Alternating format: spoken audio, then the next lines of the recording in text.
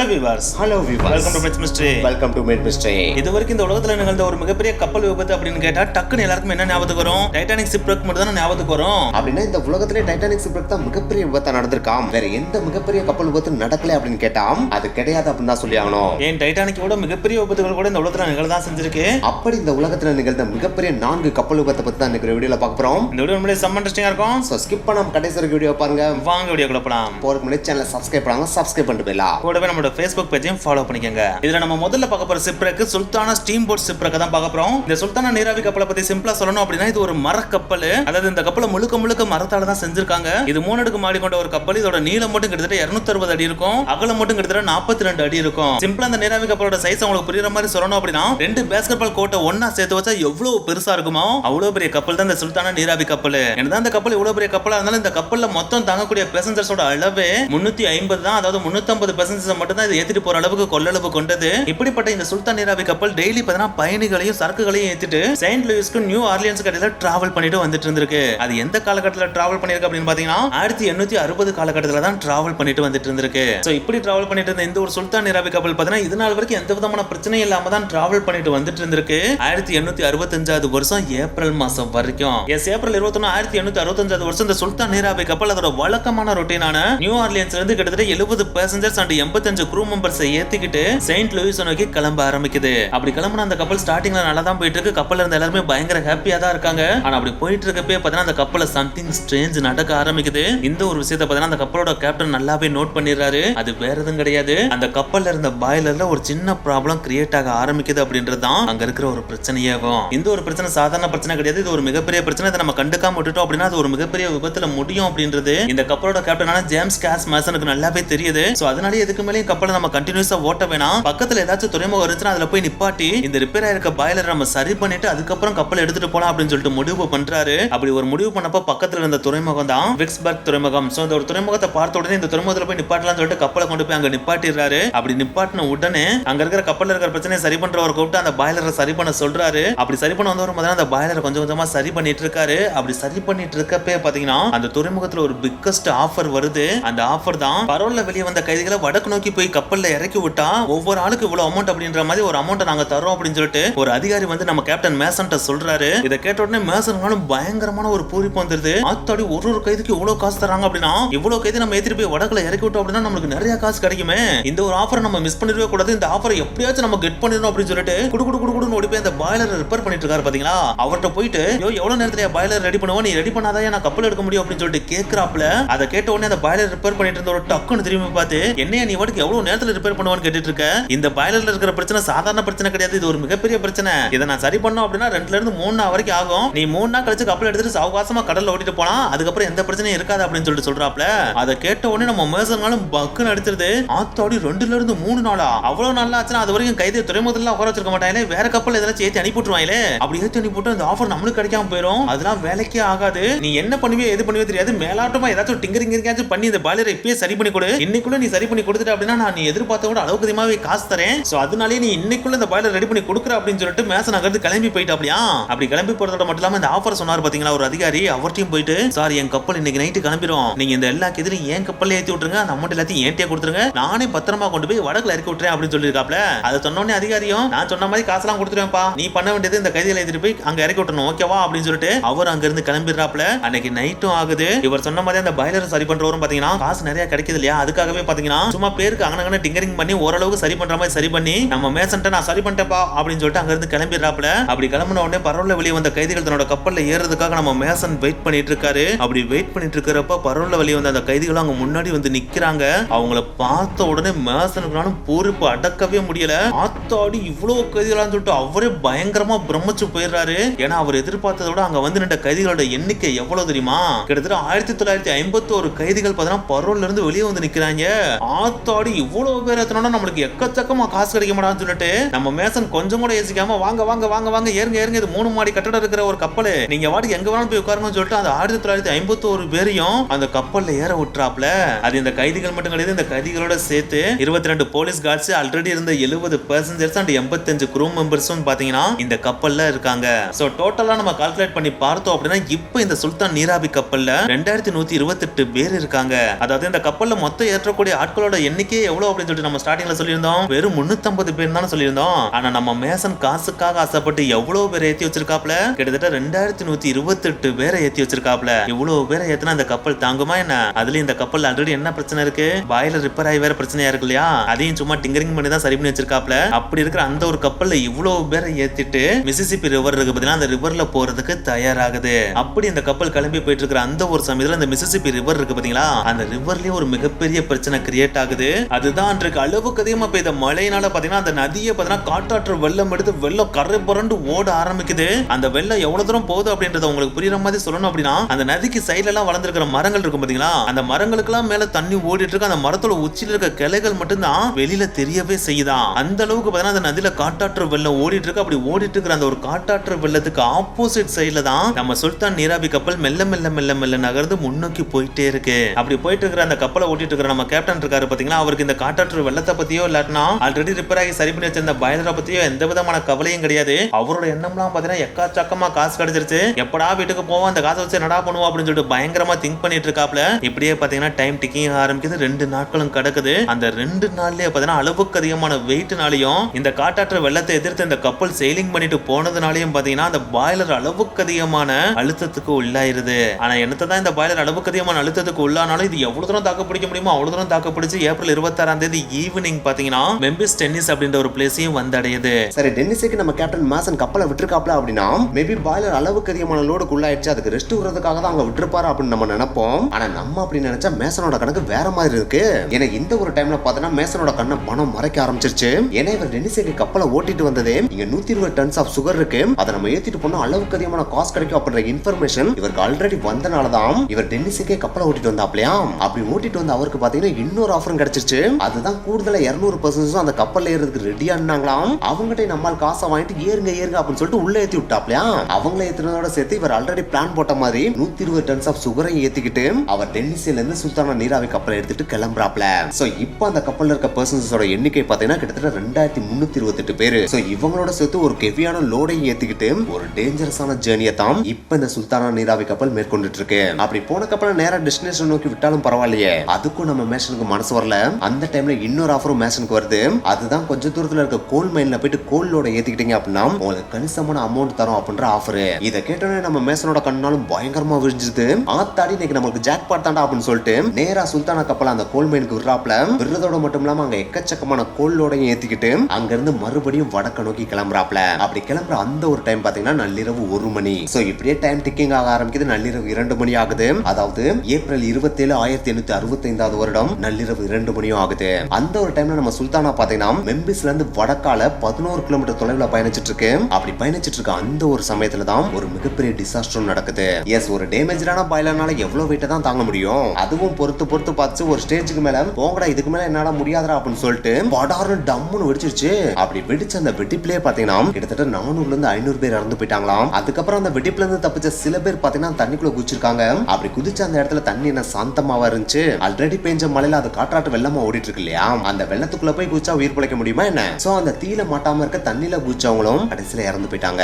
அதுக்காக இந்த இன்சிடென்ட்ல இருந்த எல்லாரும் இறந்து போல, இதுலயும் சில பேர் உயிர் பிழைக்க தான் செஞ்சாங்க.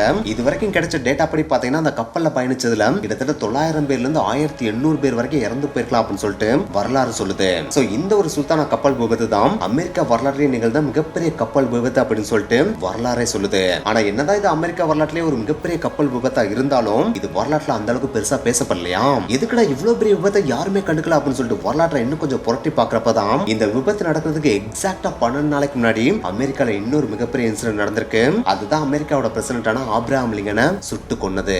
எஸ், அந்த ஒரு சர்னஸே பாத்தீங்கன்னா அமெரிக்கா வாட்டி வதச்சிட்டு இருந்தனாலேயே அதுக்கடுத்து 12 நாள்ல நிகழ்ந்த இந்த ஒரு மிகப்பெரிய விபத்து யாராலையும் பேசப்படவே இல்லை. என்னதான் இருந்தாலும் இன்னைக்கு வரைக்கும் அமெரிக்கால நடந்த ஒரு மிகப்பெரிய கப்பல் விபத்து அப்படின்னா அது இந்த சுல்தானா கப்பல் விபத்து தான். அடுத்த இன்சிடென்ட் செப்டம்பர் 27 1854 வருடம் நடக்குது. இந்த ஒரு காலகட்டத்தில் பாத்தீங்கன்னா பயணிகள் கப்பலான ஆர்டிக் அப்படின்ற ஒரு கப்பல் பாத்தீங்கன்னா லிவர்பூல்ல இருந்து நியூயார்க் நோக்கி பயணிச்சிட்டு இருக்கு. அப்படி பயணிச்சிட்டு இருந்த அந்த ஒரு டைம் பாத்தீங்கன்னா இரவு நேரம். அப்படி பயணிச்சிட்டு இருந்த அந்த ஒரு டைம்ல பாத்தீங்கன்னா கடல்ல அளவுக்கு அதிகமான ஃபாக் ஃபார்ம் ஆயிருந்திருக்கு, அதாவது புகை மூட்டம் ஃபார்ம் ஆயிருந்திருக்கு. சோ அதனாலேயே முன்னாடி இருக்கிற எதுவுமே பாத்தீங்கன்னா அந்த அளவுக்கு விசிபிளாவே தெரியல. சோ இந்த ஒரு விஷயத்தினாலே கேப்டன் அந்த கப்பலை ரொம்ப ஸ்லோவா ஆமமா தான் நகர்த்திட்டு போயிட்டே இருந்திருக்காப்ல. ஆனா என்னதான் இவர் ஆமமா இந்த கப்பலை நகர்த்திட்டு போனாலும் நடக்கிறது நடக்காமையா இருக்கும், கண்டிப்பா நடந்துதானே ஆகும். சோ அவ்வளவு புகை மூட்டமா இருந்த அந்த ஒரு புகை மூட்டத்துல பாத்தீங்கன்னா திடீர்னு ஏதோ ஒரு மிகப்பெரிய உருவம் அப்பியர் ஆகுற மாதிரி கேப்டனோட கண்ணுக்கு தெரியுது. அதை பார்த்த உடனே கேப்டனுக்கு பக்குன்னு ஆயிருது. டே என்னமோ ஒண்ணு முன்னாடி வருதா, கப்பலை உடனே திருப்புங்கடா அப்படின்னு சொல்லிட்டு மேல இருந்து கத்துறாப்ல. அப்படி கத்துன உடனே கீழ இருந்து டபுக்கு டபுக்கு டபுக்கு டபுன்னு கப்பலை திருப்புறாங்க. ஆனா அப்படி திருப்புறதுக்குள்ளேயே பாத்தீங்கன்னா புகைமூட்டத்துல தெரிஞ்ச அந்த உருவம் இருக்கு பாத்தீங்களா, அது சட்டார்னு முன்னாடி வந்துருது. அதை பார்த்த உடனே கேப்டனுக்கு வேற லெவல்ல அள்ளு விட்டுருது. ஏன்னா அது சாதாரண ஒரு விஷயம் கிடையாது. அது பிரெஞ்சு ஸ்டீமர் கப்பலான வெஸ்டா அப்படின்ற ஒரு கப்பல். அந்த கப்பலை இனிஷியலா பாக்குறப்ப கேப்டனுக்கு ஒரு மாதிரி அள்ளு விட்டாலும் டைம் போக போக இது ஒரு சின்ன கப்பல் தானே, இது நம்ம என்னத்த பண்ணிட போகுது அப்படின்னு சொல்லிட்டு ஜாலியா இருந்திருக்காப்ல. ஆனா என்னத்த தான் ஜாலியா இருந்தாலும் கப்பலை திருப்பம் சொல்லிட்டு திருப்பிட்டே இருந்திருக்காப்ல. அப்படி திருப்பிட்டு இருக்கப்பயே நம்ம ஆர்டிக் கப்பலோட சின்ன கப்பலான வெஸ்டா கப்பல் இருக்கு பாத்தீங்களா, அது டமார்னு வந்து நம்ம ஆர்டிக் கப்பல்ல மோதிருது. அப்படி மோதின உடனே கேப்டன் ஃபர்ஸ்ட் நினைச்ச விஷயமே, ஐயோ பரிதாபம், இந்த கப்பல் நம்ம கப்பல்ல மோதி இப்படி டேமேஜ் ஆகி கிடக்கு, இதுக்குள்ள இருக்கவங்க எல்லாம் யார் காப்பாத்த போறாங்களோ, நம்மளுக்கு டைம்ல நம்ம ஆடு கிளம்பி போவோம் அப்படின்னு சொல்லிட்டு கப்பலை வேமா செலுத்துங்க செலுத்துங்க அப்படின்னு சொல்லிட்டு கேப்டன் சொல்லிட்டே இருக்காப்ல. அப்படி சொல்லிட்டு இருக்கப்ப கீழ இருந்து ஒரு குரல் பயங்கரமா மேல வருது. அந்த குரல் தான், ஐயோ தலைவரே, மோதின அந்த சின்ன கப்பல்னால நம்ம கப்பல் டேமேஜ் ஆகி போயிருச்சு, உள்ள தண்ணி வர ஆரம்பிச்சிருச்சு. மோதின அந்த சின்ன கப்பல்ல டேமேஜ் அந்த அளவுக்கு இல்ல, அவங்க கப்பல் எடுத்துட்டு குடுக்குடுன்னு ஓட ஆரம்பிச்சிட்டாங்க. இப்ப பிரச்சனை அவங்களுக்கு இல்ல நம்மளுக்கு தான் அப்படின்னு சொல்லிட்டு கீழ இருந்து கத்த ஆரம்பிச்சிட்டாங்க.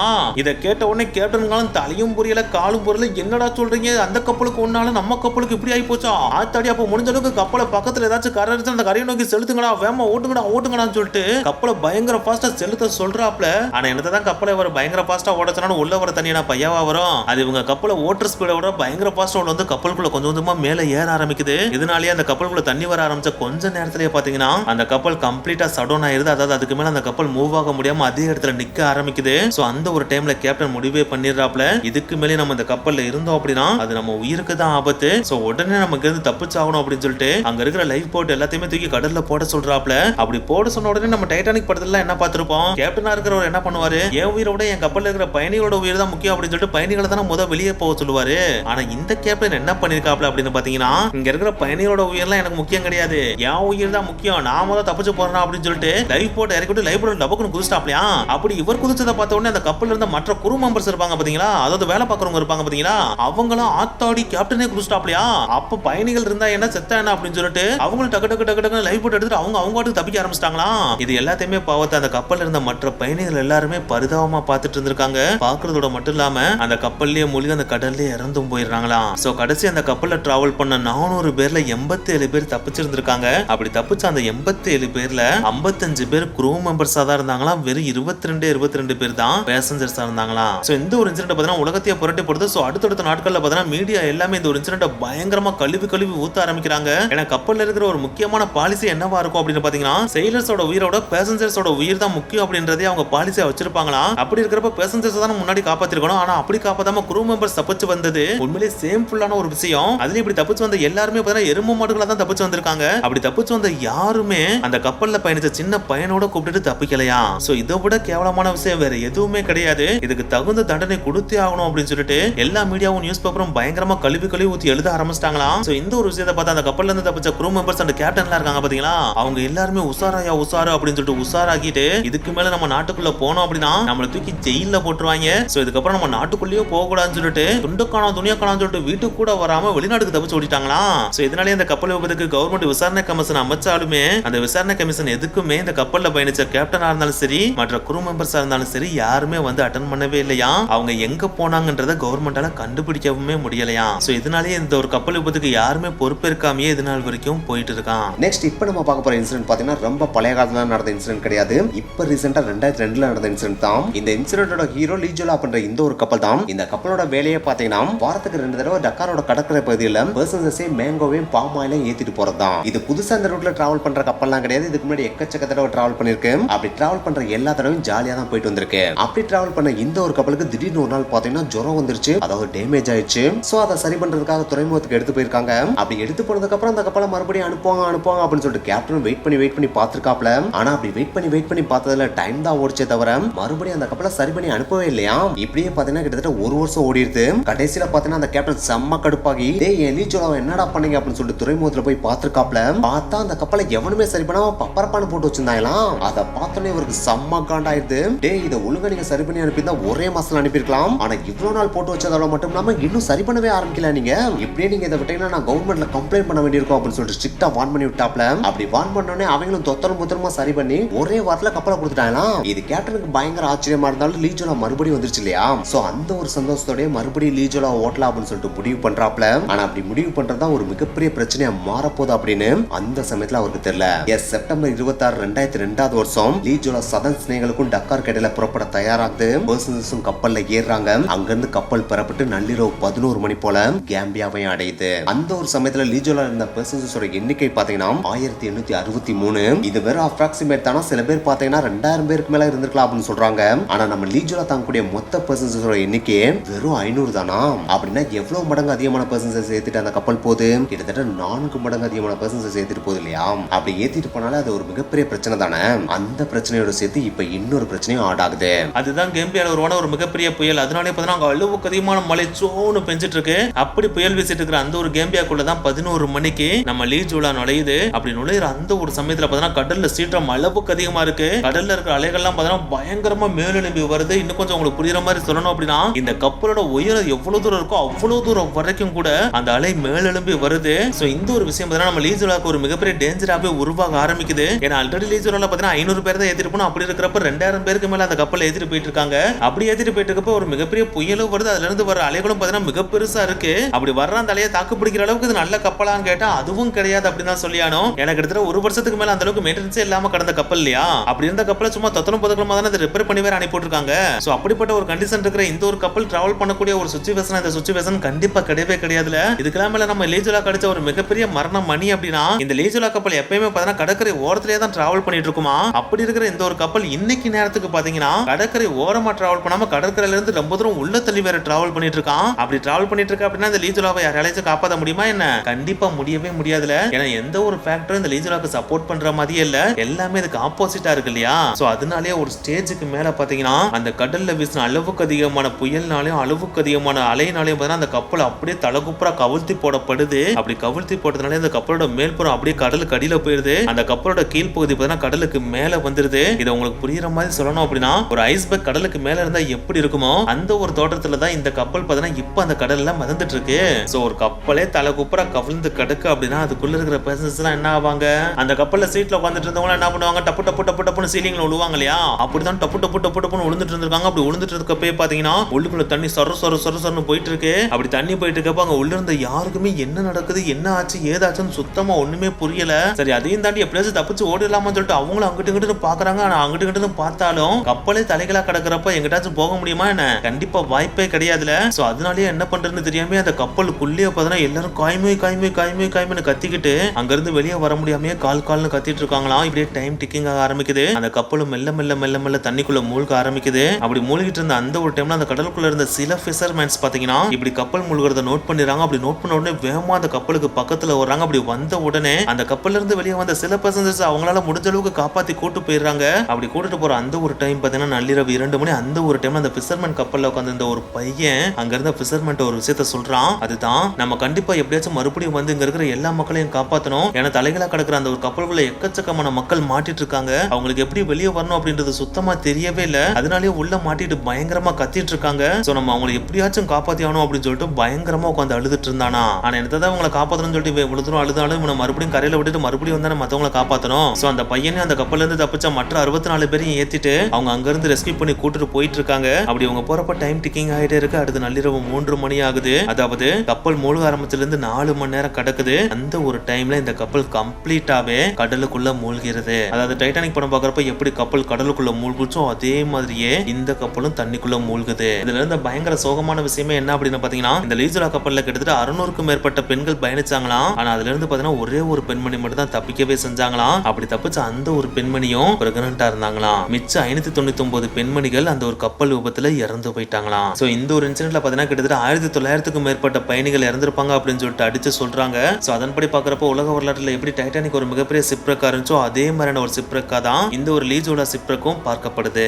நெக்ஸ்ட் இன்சிடென்ட் நடந்த வருஷம் பாத்தீங்கன்னா செப்டம்பர் 20, 1987. இந்த இன்சிடென்ட் எங்க நடக்குதுன்னு பாத்தீங்கன்னா பிலிப்பைன்ஸ்ல தான் நடக்குது. பிலிப்பைன்ஸ்ல இருக்க கடல்ல கப்பலை ஓட்டுறதுன்றது சாதாரணமான விஷயம் கிடையாது. அங்க பாத்தீங்கன்னா எக்கச்சக்கமான ஐலாண்ட்ஸ் இருக்கும். சில இடங்கள்லாம் பாத்தீங்கன்னா ஆழம் ரொம்ப அதிகமாவே இருக்காது. தர ஈஸியா தட்டிரும். சோ அதனாலேயே பாத்தீங்கன்னா சிப் ஈஸியா டேமேஜ் ஆகிறதுக்கான வாய்ப்புகள் ரொம்ப ரொம்ப அதிகமாவே இருக்கும். சோ இதனாலே அங்க கப்பல் ஓட்டுறவங்க எல்லாம் பாத்தீங்கன்னா உயிரை கையில பிடிச்சுதான் ஓட்டவே செய்வாங்களாம். அப்படிதான் செப்டம்பர் 20, 1987 வருடம் பிலிப்பைன்ஸ் நாட்டோட பயணிகள் கப்பலான டோனாபஸ் அப்படின்ற கப்பல் அங்க இருக்க ஒரு ஐலாண்ட்ல இருந்து கிளம்பி மணிலாவை நோக்கி போயிட்டு இருக்கு. அப்படி போற அந்த ஒரு டைம் பாத்தீங்கன்னா இரவு 10:30. அந்த டைம்ல சீ பாத்தீங்கன்னா பயங்கர காமா தான் இருக்கு. வெதரும் அந்த அளவுக்கு பேட் வெதர்லாம் கிடையாது, நல்ல வெதராவே இருக்கு. சோ கப்பலும் பாத்தீங்கன்னா மெல்ல மெல்ல மெல்ல மணிலா நோக்கி போயிட்டே இருக்கு. அப்படி போயிட்டு இருக்க அந்த ஒரு சமயத்துல பாத்தீங்கன்னா அங்க இருக்க டுமாலி பாயிண்ட் அப்படின்ற ஒரு இடத்தையும் அடையுது. அப்படி அடைஞ்ச அந்த ஒரு டைம்ல கப்பல்ல இருந்த க்ரூ மெம்பர்ஸ் எல்லாம் தூங்கிட்டாங்களா என்னன்னு தெரியல. எதிர்த்தாப்புல என்ன வருது அப்படின்றத பார்க்காம விட்டுட்டாங்க. பார்த்தா திடீர்னு இவங்க கப்பலுக்கு முன்னாடி இன்னொரு கப்பல் தோன்ற ஆரம்பிக்குது. அது இவங்களுக்கு தான் திடீர்னு தோணுது. ஆனா முன்னாடி இருந்தே பாத்தீங்கன்னா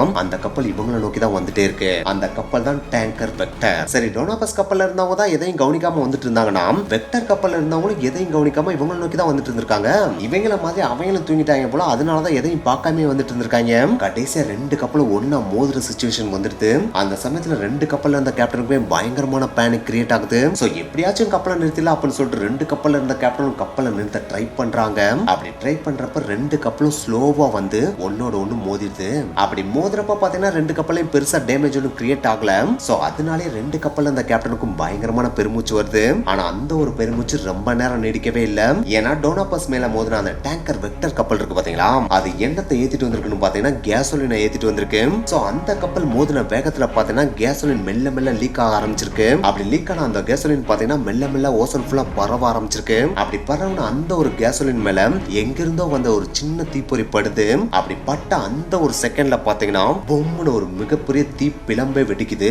அந்த தீ பிளம்புல பாத்தீங்கன்னா அந்த ரெண்டு கப்பல் இருக்கு பாத்தீங்களா, அது சுக்குநூறா வெடிச்சு செதறுது. ஏன்னா அந்த டேங்கர் வெக்டர்ல எவ்வளவு கேசோலின் ஏத்திட்டு வந்திருக்காங்கன்னு பாத்தீங்கன்னா 1 மில்லியன் லிட்டர்ஸ் ஆஃப் கேசோலின் ஏத்திட்டு வந்திருக்காங்களா. அவ்வளவு கேசோலின் வெடிச்சா அந்த இடத்துல ஏதாவது மிஞ்சுமா என்ன? வாய்ப்பே கிடையாதுல. சோ அந்த இடத்துல ரெண்டு கப்பல் இருந்ததுக்கான அறிகுறியே இல்லாம கம்ப்ளீட்டா செதறிடுச்சான். ஆனா அப்படிப்பட்ட இன்சிடென்ட்லயும் நம்ம டோனாபஸ் இருக்கு பாத்தீங்களா, அந்த கப்பல்ல இருந்து 26 பேர் தப்பிச்சிட்டாங்களாம். ஆனா என்னதான் 26 பேர் தப்பிச்சாலும் அந்த கப்பல்ல இனிஷியலா கணக்கெடுக்கிறப்ப 1496 பேர் இறந்திருக்கலாம்னு சொல்லியிருக்காங்க. அதுக்கடுத்து மறுபடியும் ரிவைஸ் பண்ணிட்டு அதே வருஷம் டிசம்பர் மாசம் கணக்கெடுக்கிறப்ப 1583 பேர் இறந்திருக்கலாம்னு சொல்லியிருக்காங்க. அதாவது போன தடவை விட 100 பேர் அதிகமா இறந்திருக்கலாம்னு சொல்லியிருக்காங்க. ஆனா அதுக்கடுத்து 1988 பிப்ரவரி மாசம் கணக்கெடுத்து பாக்குறப்ப, அதாவது அந்த கப்பல்ல போன ரிலேட்டிவ்ஸ் இருப்பாங்க பாத்தீங்களா, அவங்க எல்லாம் விசாரிச்சு பாக்குறப்ப அந்த டோனாபஸ் கப்பல்ல போன கிட்டத்தட்ட 3134 பேர் இறந்திருக்கலாம் அப்படின்னு சொல்லிட்டு அறிக்கை வெளியிடுறாங்க. சரி, இதோட இந்த கணக்கு முடிஞ்சிருமா அப்படின்னு சொல்லிட்டு பார்த்தா மறுபடியும் 1999 வருஷம் கணக்கெடுத்து பாக்குறப்ப இது 4385 பேரா இன்க்ரீஸ் ஆச்சாம். அதாவது அந்த கப்பல் விபத்துல இறந்தவங்களோட எண்ணிக்கை 4385 இருந்துச்சாம். இதை கேட்டோன்னே இந்த உலகமே அதிர்ந்து போச்சு அப்படின்னு தான் சொல்லி ஆகணும். ஏன்னா இதுவரைக்கும் நம்ம கேள்விப்பட்ட மிகப்பெரிய சிப்ரெக்கான டைட்டானிக் சிப்ரெக்லயே பாத்தீங்கன்னா 1500 பேர் தான் இறந்தாங்க. ஆனா இந்த ஒரு டோனாபஸ் விபத்துல பாத்தீங்கன்னா கிட்டத்தட்ட 4385 பேர் இறந்து போயிருக்காங்க. அதுல 11 பேர் எதிர்த்தாப்புல வந்து அந்த வெக்டர் கப்பல்ல இருந்தவங்க. சோ இந்த உலகத்திலே நிகழ்ந்த ஒரு மிகப்பெரிய கப்பல் விபத்து அப்படின்னா அது இந்த டோனாபஸ் கப்பல் விபத்து அப்படின்னு தான் சொல்லி ஆகணும். ஓகே காசு, இன்னைக்கு வீடியோ முடிஞ்சு. இந்த வீடியோ உங்களுக்கு பிடிச்சிருந்துச்சுன்னா லைக் பண்ணுங்க, ஷேர் பண்ணுங்க, போகும்போது மறக்காம மினிட் மிஸ்ட்ரி சேனலை சப்ஸ்கிரைப் பண்ணுங்க. ஓகே காசு, ஸ்டூடியோ மீட் பண்ணலாம். பாய்.